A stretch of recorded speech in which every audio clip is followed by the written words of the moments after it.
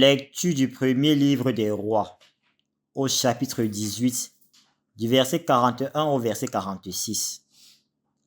En ces jours-là, le prophète Élie dit au roi Akab, « Monte, tu peux maintenant manger et boire, car j'entends le grondement de la pluie. » Akab monta pour aller manger et boire. Élie de son côté monta sur le sommet du Carmel, il se courba vers la terre et mit son visage entre ses genoux.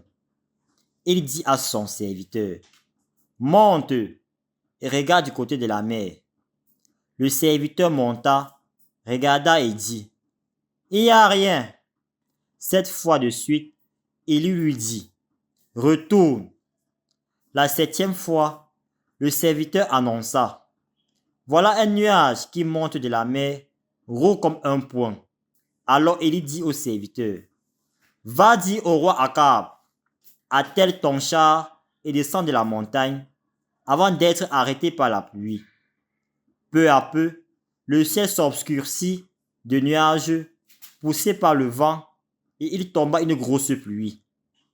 Akab monta sur son char et partit pour la ville d'Israël. La main du Seigneur s'empara du prophète. Élie retroussa son vêtement et courut en avant d'Akab jusqu'à l'entrée de la ville d'Israël. Au nom du Père et du Fils et du Saint-Esprit. Amen. Loué soit Jésus-Christ.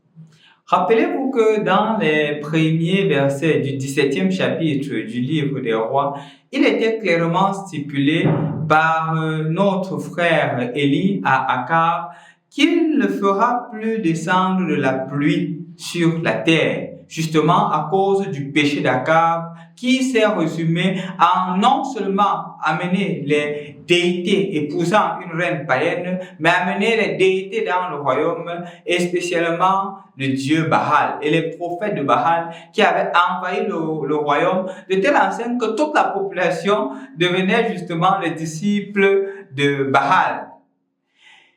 Et justement à cause de cela, Dieu a dit que je ne ferai plus descendre de la pluie sur la terre, justement pour leur faire comprendre que c'est Dieu qui contrôle le temps, le mouvement et l'être. C'est Dieu qui le fait et non le prophète Baal.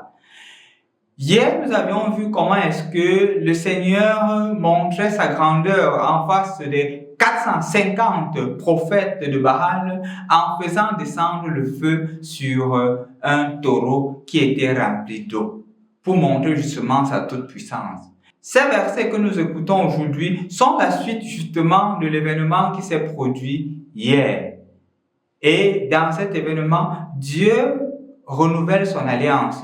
Cela commence premièrement par le fait que Élie a dressé l'autel prenant 12 pierres, renouant l'alliance avec Dieu. Et puisque Élie a renoué l'alliance avec Dieu, a accepté Dieu de venir dans son peuple, au milieu de son peuple, maintenant le Seigneur aussi fait descendre la pluie, montrant justement que ces dieux de Baal n'étaient que des vendeurs d'illusions enfin. Et c'est ainsi que la pluie abreuve la terre parce que le peuple s'est réconcilié avec Dieu. Ainsi, c'est pour nous faire comprendre à travers les lectures d'aujourd'hui que c'est Dieu qui est grand. Dieu est grand et il n'y en a pas d'autre. Nous n'avons pas besoin de tomber dans un certain polythéisme. Nous n'avons pas besoin de tomber dans un certain 50-50, comme je disais il y a de cela quelques temps. Nous avons besoin justement de faire confiance en Dieu qui dirige notre vie et qui nous conduira toujours vers de verts pâturages. Et justement, Dieu se montre fort. Dieu dit qu'il est plus fort que quoi que ce soit. Et nous devrions vraiment croire que Dieu est fort, chers frères et sœurs dans le Christ. Pourquoi cela? Tout simplement parce que de plus en plus, il y a beaucoup de vendeurs d'illusions qui se présentent à nous. Et malheureusement, on se met à leur suite. Malheureusement, on se laisse distraire. Quelqu'un une fois m'a abordé me disant que mon père, il y a un groupe qui m'a abordé et ils disent que justement que j'ai une lumière et que leur devoir c'est de faire briller ma lumière parce qu'elle ne brille pas. Et justement, ces personnes étaient dans des cercles exotériques.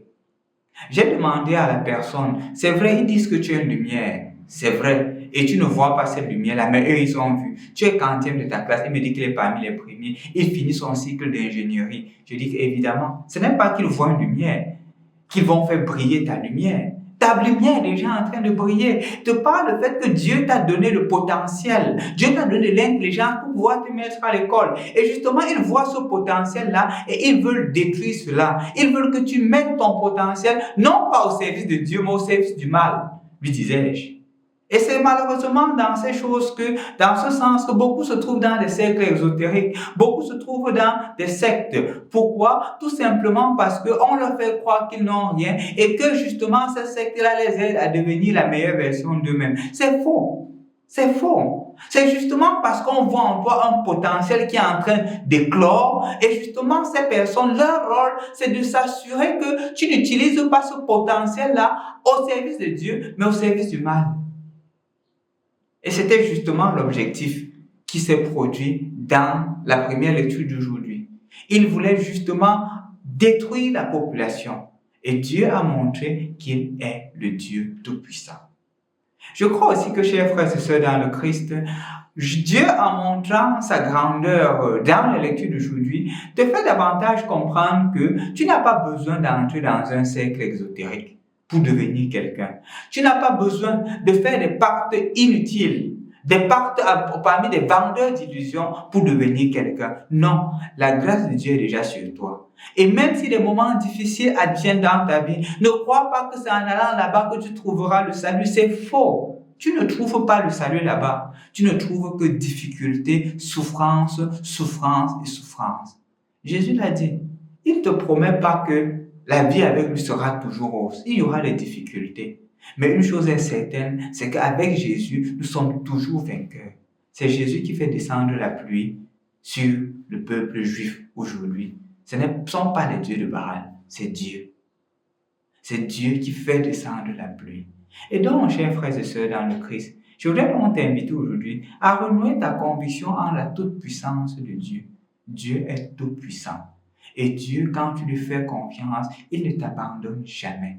N'oublie pas que nous sommes pendant le mois du Sacré-Cœur et que justement, il y a 3 promesses que le Seigneur nous demande de faire lors de sa 3e vision. Premièrement, recevoir fréquemment le sacrement de l'Eucharistie. Deuxièmement, recevoir cela aussi certainement le premier vendredi du mois. Troisièmement, faire 1 heure d'adoration de 23h à minuit. Ou faire 1 heure d'adoration de la nuit de jeudi à vendredi.